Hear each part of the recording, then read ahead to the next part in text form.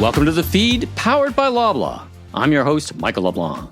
We conceived of The Feed podcast as an opportunity to showcase thought leaders, tastemakers, innovative food and health brands, and yes, a few key Loblaw executives who are making a difference in the grocery and health industries, together helping Canadians live life well.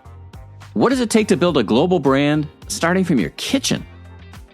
In this episode, I sit down with Fardad Moayeri at Parissa Laboratories in their wonderful LEED Gold certified standard production facilities in North Vancouver to learn about a Canadian success story 40 plus years in the making.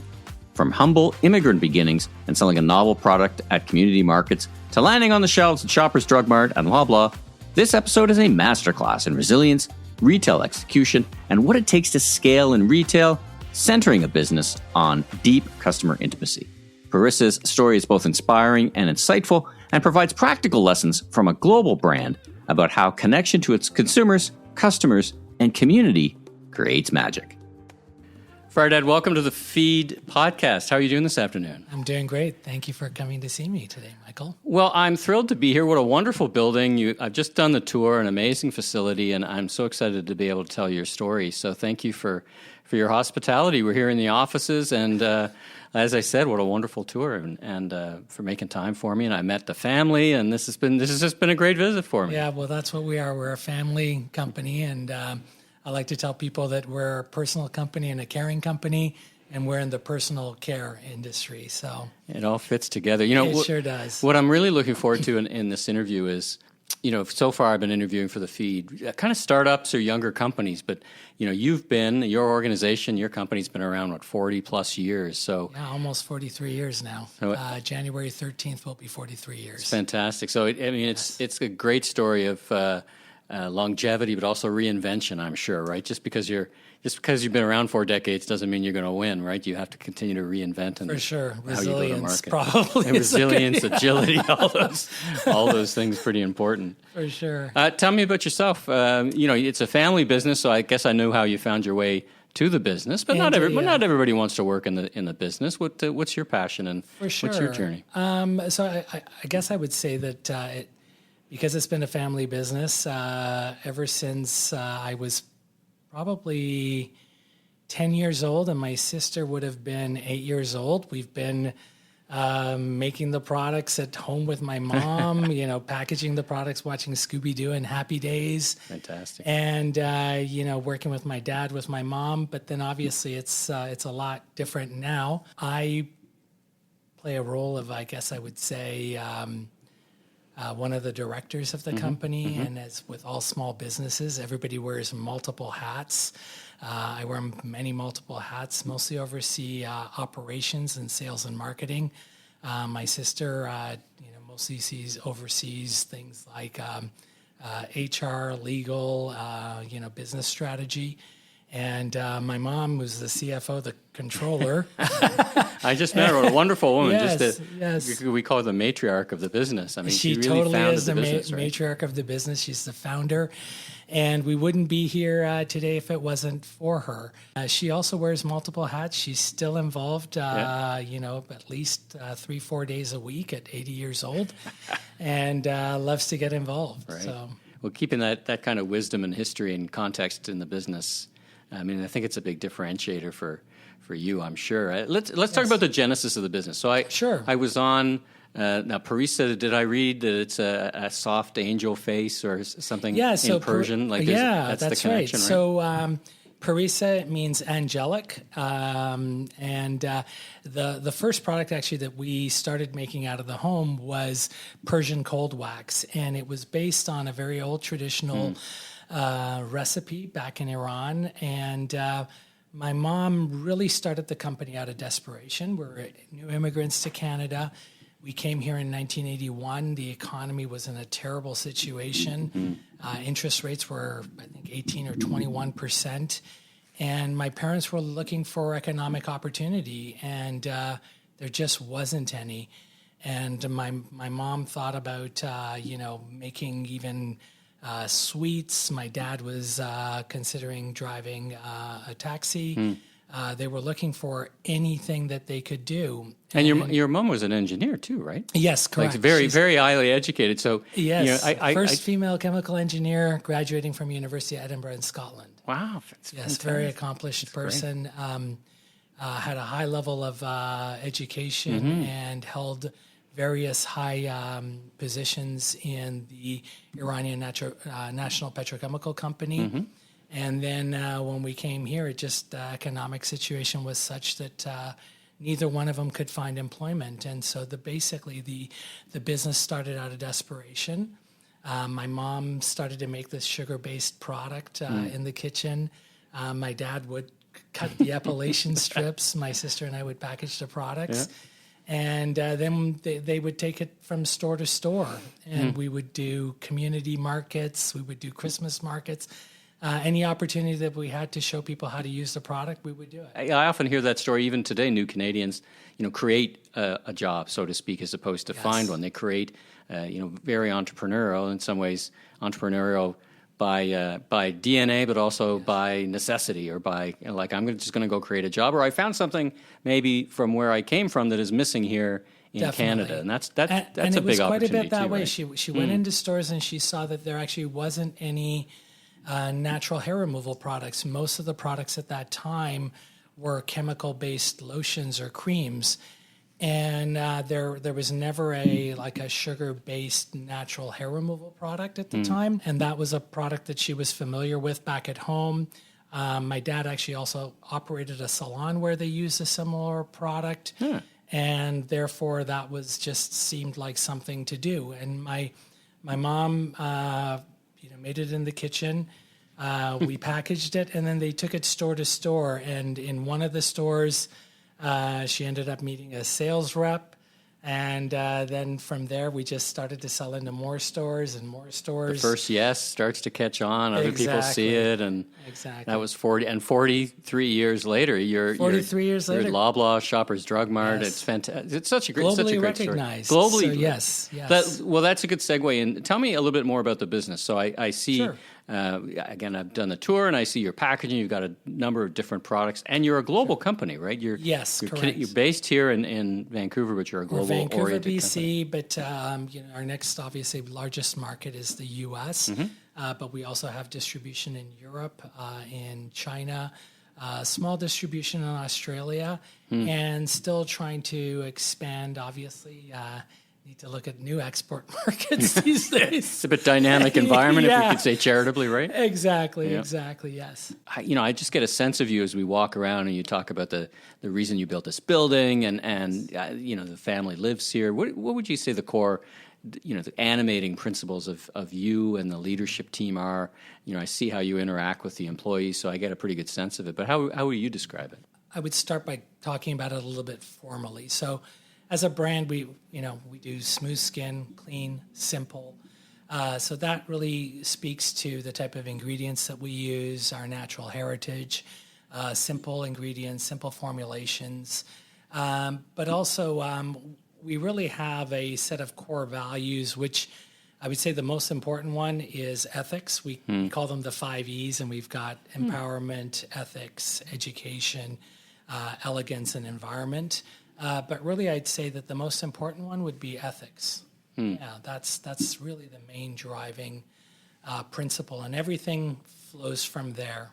Now, over the course of 40 years, some things have obviously worked very, very well, and some things have worked less well. I mean, if you reflect back on, we're not really looking for 40 years of lessons, but when we think about certain intersecting points or certain pivot points, can you think of those for the business where you turned left or right, or you said, when you what is the old Yogi Berra, when you come to a fork in the road, take it kind of decisions? Yeah. So, I mean, even in the last year, there's just been so much pivoting that's been going on. But really, I would say that really one of the biggest lessons that we learned has been that we tried to build our business store by store. So we started store by store, really meeting the customer's needs. And during that time, we didn't have a lot of marketing money, so we were interacting with customers at the store level. So trying to deliver what the customer wanted, whether that customer was like Loblaw's or if it was like, Judy in North Van, that meeting the customer needs was very, very important. And so we started to build the business store by store. But when we started to expand, one of the big lessons for us was that, hey, you know what? We're a smaller company. We should focus on smaller chains. Like smaller chains in the U.S. was an obvious one because a small chain in the U.S. was, 40 or 50 stores.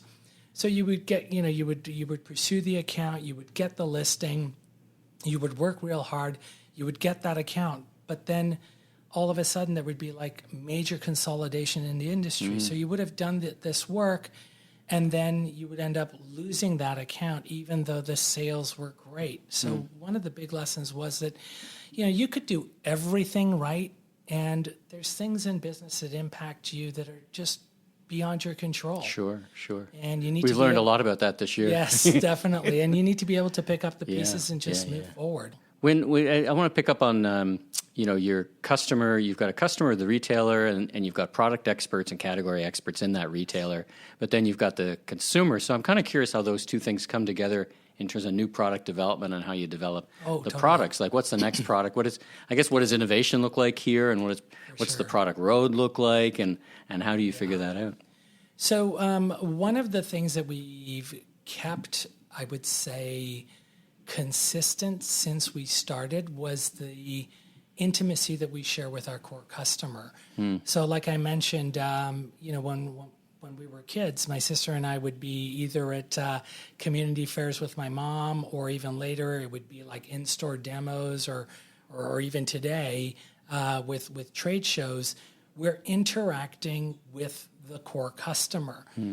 We speak to the real user of the products. And so historically, we would do that, and so we would have a much more intimate understanding of what the customer wanted and their experience with waxes in particular, which is our core category.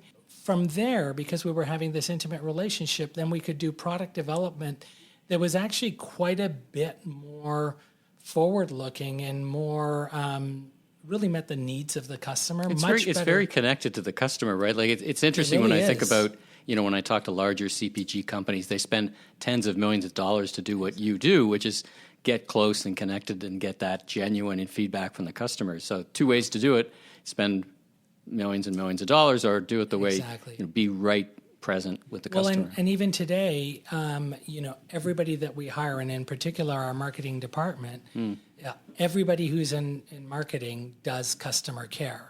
So it used to be, via the phone, but now it's mostly through electronic means, whether it's through social media where we're getting the feedback, or, through our websites, or if we're getting feedback through email or even chat now through the website too.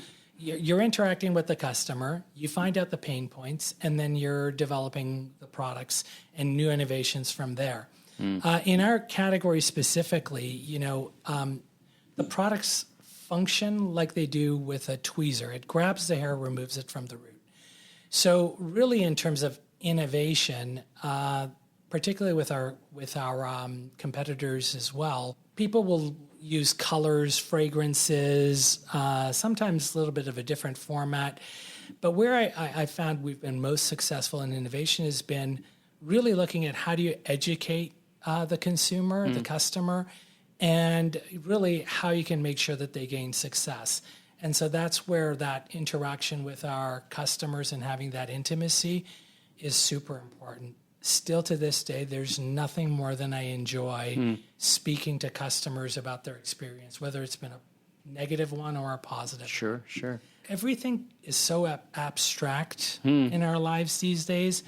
And this is something that is material. There's a real person who's purchased your product, and you're either chatting with them or speaking to them, and it really kind of ties everything together. It gives the business a lot more purpose, I would say. Let's talk about how you came to be at the Shoppers Drug Mart and your journey to kind of retail. And we were talking off mic about the small supplier program as an accelerator in all kinds of different ways. So I think you're both on the shelves of Shoppers Drug Mart and I think Loblaw stores as well. Yeah. Yes, definitely. So how did that first come about, and what's been your experience of meeting the people and their expertise and all those things? Yeah. So like I mentioned before too, we really built the business one store at a time. And, my mom would be going into the stores, pitching the products, or we'd be doing product demos and really pitching the products. And really going from store to store, meeting either sales reps or even then getting a call from, Shoppers head office when the centralized procurement started to happen. Yeah. Being like, hey, you guys should be in the DC and not be at the store level. Only at the store level. And so really the business grew organically that way. And I would say we had the good fortune of growing with the business, with the entire industry. So we kind of scaled as the business was consolidating. The regulatory framework changed. I mean, there didn't used to be UPCs when we came into the market. Right. There wasn't EDI, so these were all new technologies that we really, basically because we were dealing with the best of the best, really our trading partners like Shoppers, like London Drugs, like Loblaws, and even some of the U.S. stores as well, they were really driving the industry forward. And we were like, these are our customers, these are our trading partners, we need to be able to meet their demands. And so we were fortunate to enter the market at a time where we were able to grow. And today, like I said, we've grown. We're global, but it's a very small category. Right. And we've got some sizable market share. So if you look at just waxes, we've got something like 15% market share, which is quite surprising. We've tried to stay very specialized, specifically because we feel that that's where we can provide the most value.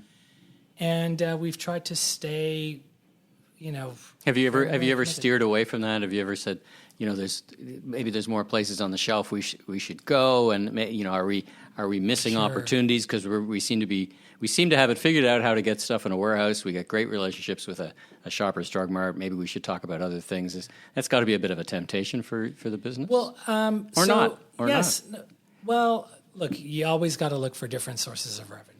I'd be lying if I said that you could just keep doing what you're doing, especially with just, let's say, one SKU. Yes, you just get lost on the product shelf. But one of the things that we've done is we've leveraged our expertise in waxes and in natural health products by expanding our manufacturing. So there is a small level of private label that we do for U.S. salon chains or for smaller chains in the U.S., or even we've done some private label for natural health products with some of the retailers in Canada. That's been one way of kind of expanding the business. We did look at distributing, and we did distribute other brands for a very short while. But frankly, it's just that when you start to add on additional things, it just you start to lose your focus. And we just felt we've got a strong brand. There's some really strong core values there, and we've got customers who love that about our brand. So we've really doubled down on focusing on the Parissa and the Persian brands and really trying to make sure that they're successful, not just at brick and mortar, but in the direct-to-consumer channel as well. I want to touch on one part of the product, the natural. Can we describe it as a natural movement? I mean, it's been 40 years of experience with natural as a niche category versus a mass demand. Where does it sit today? Is the customer still looking? Are we going back to a more natural process? Is that a tailwind for you? We did start in Vancouver, so natural. You are anchored here. Yeah, and ethical. Yes. Sustainability, clean beauty, whatever those tags or terms are today. It's really influenced the DNA of the brand as I experience it. It always had been because it was part of the West Coast lifestyle. Yeah. And definitely it's changed over the years, but we're sticking to that core principle. And natural is an aspirational value. And by aspirational, of course, there's, I want to be natural, or Sure. there's maybe a status or an image thing with that. But really, by aspirational, I mean, it's a future goal. It's a constantly evolving thing. And our hope is that we continue to move ahead on that. So whether that be, trying to use biodegradable materials, another thing that's been very important for us has been natural much more of a sustainable and holistic way of producing things. So, we're in North Vancouver, one of the most expensive real estate in all of Canada, maybe all of North America. And we've got a manufacturing facility here. Well, that seems a bit ridiculous, but this was the community that we started in. This is the community that fostered our business. So it only made sense to try to build that business over here. We've done the same thing through purchasing ingredients or packaging. Oftentimes people will go, "Whoa, how come you're not getting your packaging from China?" It's like, well, because we've got great printers in Vancouver and locally. There's great people who produce, containers, whether it's in Canada or in the U.S. So that's how we've really tried to support the local economy as well. One of the biggest ingredients that we buy is sugar for our sugar products. Sure. And so like BC Sugar is a huge supplier for us. Yeah. Talk about lessons for fellow entrepreneurs. Let's start with that, lessons on the ways to work with retailers like Loblaw or Shoppers Drug Mart. I mean, I often ask, when I'm talking to retailers, I often ask them for advice to the vendors in the room and say, listen, there's table stakes and differentiators. There's a group of vendors who will outperform other vendors. And what are those characteristics that I ask the retailer? What are the characteristics they're looking for? But what are the characteristics you would advise fellow entrepreneurs to have to do that kind of great business, not just average business, but really win and succeed with retailers like Loblaw and Shoppers Drug Mart? When people oftentimes ask me that question, quite frankly, one of the first questions that I ask is, do you really want to scale? Right. Because you got to be ready for it, right? It's serious business. Yes. It's serious business. It's risky. It's big business. So I oftentimes tell people, hey, look, you really need to understand what retail is. We get approached where people have brands or products and they don't even often have clarity about what category they would go into. And that's one of the unfortunate things. It does need to fit in neatly into a category. Like, where will people find your product? And there's no big blank space on the shelf today. Exactly. So you're pretty much, somebody's got to come out, right? So you have to have a better story, better product, a better story, or find a niche that isn't. And you really need to be prepared. So you need to be prepared about, how am I going to supply? No supply chain, no business. Right. Like, there have been other lessons that we've learned where, we've worked very, very hard. I guess this is going back maybe close to 20 years ago. We worked very hard, got one of the largest U.S. mass retailers at the time. And, you're really super stoked about it.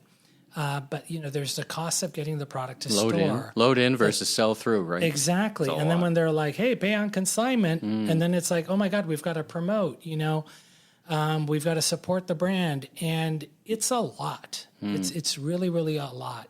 So I would tell, whether it's founders or new people looking to get into this space, definitely get a good understanding of where those cost drivers are, how you need to do your pricing. Make sure that your supply chain is tight. Like, you need to supply. And, let's pretend that the best thing could happen, which is your product goes on fire. And now you've got to supply. Your supplier can't supply you, or you can't supply the retailer. Guess what? You're going to be out. Right. And there's going to be somebody else who's ready to jump into that space. And so, yeah, you really do need to be prepared. And You have to be ready for that. That's the part I think is most challenging, that I appreciate so much of entrepreneurs, is getting ready for that inflection point, right? Is like, if this product takes off, are we ready to respond? But you've got to invest ahead of that to be ready to respond. And boy, it's a real inflection point for the business often, right? yes, yeah, like you really have to be, again, I would just say again, you need to be able to supply. Right. You also need to really understand the retailer's needs. Things like, even how's the product packaged? How does it, transport?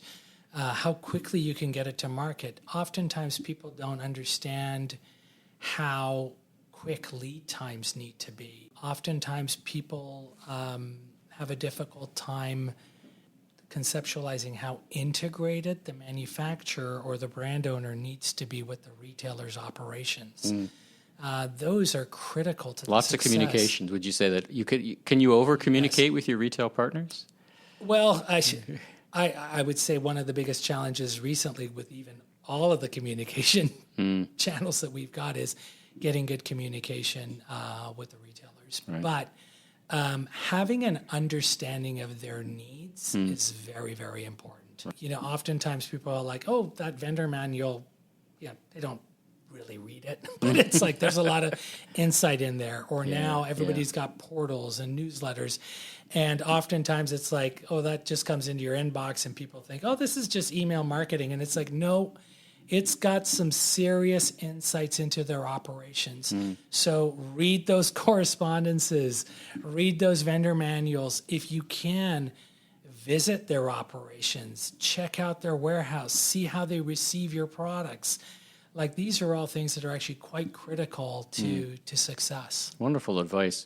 Let's last couple of questions. Let's talk about where this business is and what this business is going to look like 5 years from today. I mean, I know this year feels like, what's this business going to look like in October? But from if you cast your mind forward to 5 years from today, how do you see the business? Yeah.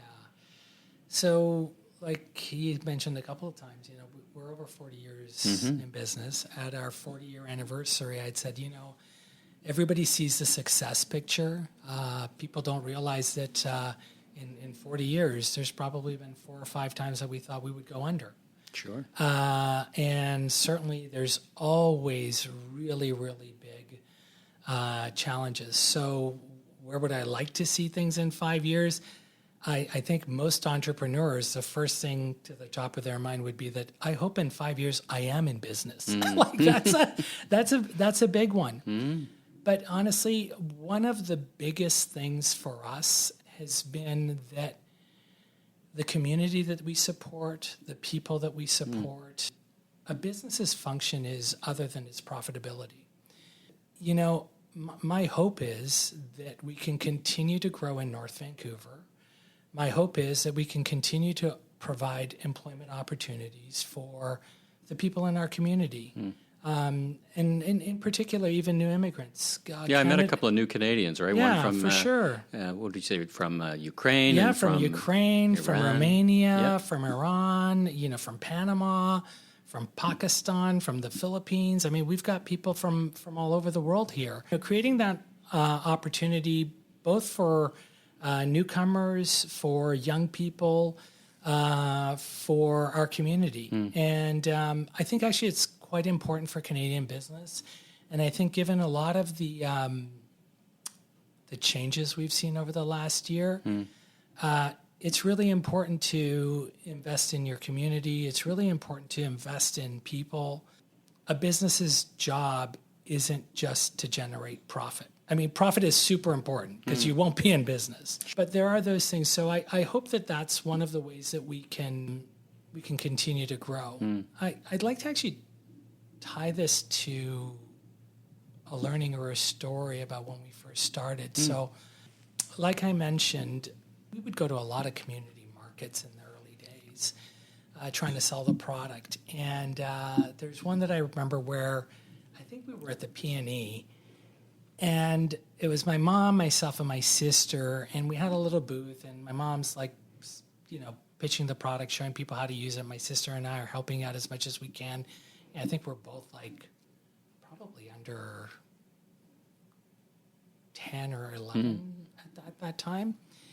And there was a cake stand right beside us. So after we finished the day's event, my mom had been working real hard.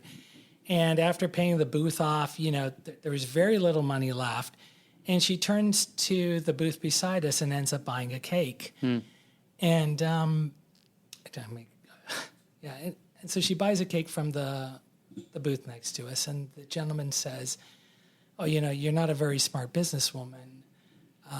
You've spent your whole day's earnings here, which is not much, in buying a cake." And my mom's response was, that's why I'm doing this business, is so that I can feed my family and so that we can enjoy things together.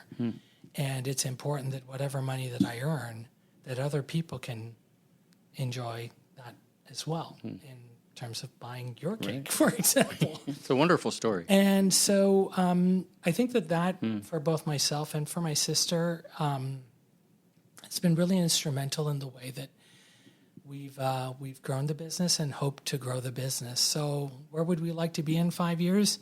We'd like to be successful with successful people working here, where we've got a business that has been welcoming new Canadians, training young people, and giving opportunity to others. We've been really fortunate in Canada. We're really fortunate to be in this business. We've been fortunate to have partners like Loblaws, like Shoppers Drug Mart, like London Drugs, like a lot of retailers who've supported us along the way. And so it's really critical that we try to pay back and give back to both the community at large and to the country. My last question, and I met your family, met your mom and your sister, and my last question was going to be, where do you get your energy from after doing this for 40 years? But I think I have a pretty good sense of where your energy comes from. But your enthusiasm for the business, where do you pull that from? The community? You pull it from the, you just seem to just enjoy you still enjoy what you do for a living, basically. Yeah, I would say that even in the struggle, and every day can be a struggle, the things that actually keep me energized, and I'll certainly keep my mom energized, keep my sister energized, and I would even say keep everybody in Parissa, the Parissa family, energized, is that we're working with others who care for each other. We've got it's not even a stated purpose of contributing back to the economy, back to Canada, but I think that really does keep things energized for everybody, including myself. I oftentimes tell people that, I need to be able to wake up in the morning and feel good about what I do. And I think if we've created an environment where other people can feel that way too, I think that just feeds into the energy. So again, very thankful and grateful for the way things have worked out. And hopefully they'll keep on going in a positive direction. Well, I'm very grateful for the time you spent with me telling your story. It's a wonderful story to tell, and I'm happy to spend the time with you, Fardad. Thank you so much. Congratulations on you and the business's success, and I wish you much, much continued success. Well, thank you very much, and I'm glad that you got to see our operations. Yeah. And I hope anybody who's listening as well doesn't get discouraged by anything that I've talked about, but would feel encouraged about investing in themselves, in their product, in their brand, in their community, and in Canada at large. And so I'm so grateful actually for the Loblaw supplier program, small supplier program, because I think that's something that actually can help foster this type of environment.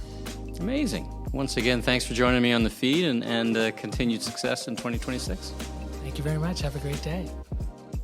Thanks for tuning in. If you like this episode, be sure and follow us and give us a 5-star review in your favorite podcast app, and tell your friends and colleagues all about us. New episodes of The Feed, powered by Loblaw, will show up regularly on your favorite podcast app and on our YouTube page, where you can watch the full video of each episode at The Feed, powered by Loblaw. I'm Michael LeBlanc, consumer retail growth consultant, keynote speaker and producer, and host of a series of retail trade podcasts. You can learn more about me on LinkedIn. Safe travels, everyone.